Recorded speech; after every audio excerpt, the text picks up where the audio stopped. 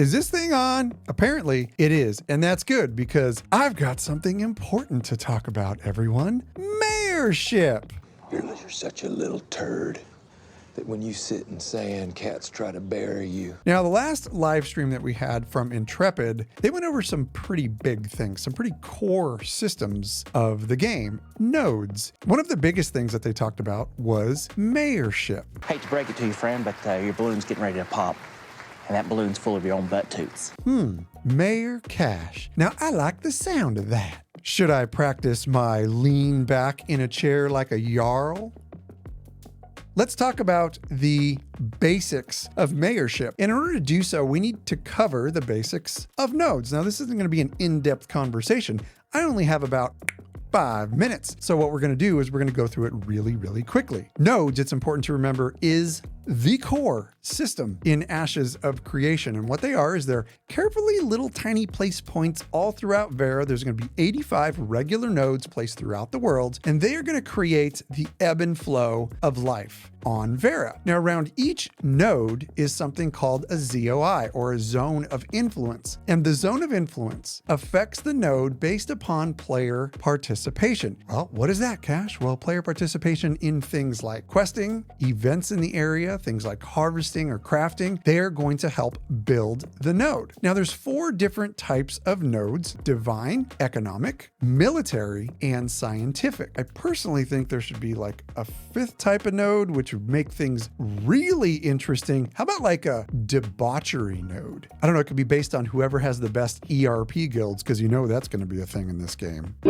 Hey, how about a subterfuge node? So you could have like a seedy, crime-ridden town, so you'd know where all the dirty PvPers will be. Hey, if you're a bounty hunter, you'll know exactly where to go. How the growth of these nodes advances what is basically a wilderness area, an area that's just been untouched. These are going to eventually advance into things like expeditions, and the next step would be an encampment. The next step would be a village, then it goes to town, city, and then ultimately a metropolis, which is the largest type of city, town that you could have in Verra. You think about things, and upon launch, the land rush is going to be insane. It's going to be awesome to see where these nodes pop up. When a node reaches the village stage, that is when a mayor can be chosen. Are you trying to trash talk me? Mayoral leadership powers, once that mayor is in place, is granted via the use of mandates. Now, what are mandates, Kash? Well, hang on, I'm going to tell you. Mandates are an energy system that enables mayors to take actions within the node, basically allow the mayor to lead. Now, those mandates are going to allow the mayor to take actions. Actions such as adjusting taxes. Now, remember, these taxes go to the treasury. They do not go to the mayor. Pay your taxes. Next, there's policy votes. This is where players can vote on things like tax rates, building types, zone buffs, trade agreements, and wars in between the nodes. The mayor can also do actions for construction of buildings, the expansions of villages, towns, cities, or metropolises, and mayoral commissions. Now, this one's pretty cool. Mayoral commissions are basically quests that the mayor can request the citizens of the node to do to provide resources that are needed by the node. The mayor will also have a caravan system. Freaking love caravans. I love the whole thought of caravans. These are going to be absolute PvP magnets. He died of a rare form of steel poisoning to the gut. Now, the mayor is going to have a way to communicate with his denizens, with his peeps. So how does that happen in Ashes? There's no secret system. There's no census. There's no polls that you can take or put out. The mayor is going to set a message of the day, and if he wants to communicate with the player base or his citizenry, the mayor is going to have to actually get out there and do the talking.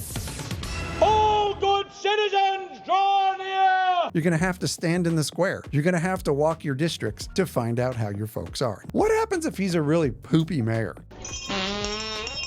Well, if your mayor is a poopy mayor, he or she pretty much cannot be removed until the next election cycle, unless something happens to the node and the node is sieged and the node is destroyed. Bye-bye, mayor! mayor, you done a poor job. Now, the only other way to do it is just when that term terms out. Thank God for term limits. That's when a new mayor can be voted in. There's going to be one-term mayors. There's going to be multiple term mayors if they're doing a good job. But there's also going to be spies. There's going to be subterfuge. There are going to be governments overthrown because of good or bad leadership and people waiting in the wings that either want that power or want a piece of your node. And that is what this system is opening up to the players in the world of Verra. Players are going to be able to create their own stories. This is where the memories of your MMO are going to be made, my friends. That is the overview of Mayorship. But we want to know this. What are your thoughts on the node system? What are your thoughts on Mayorship and how it works? Do you like it? You love it? Do you freaking hate it? Leave a comment below. I hope you've enjoyed this 5-minute opinion on Mayorship. Safe travels, adventurers.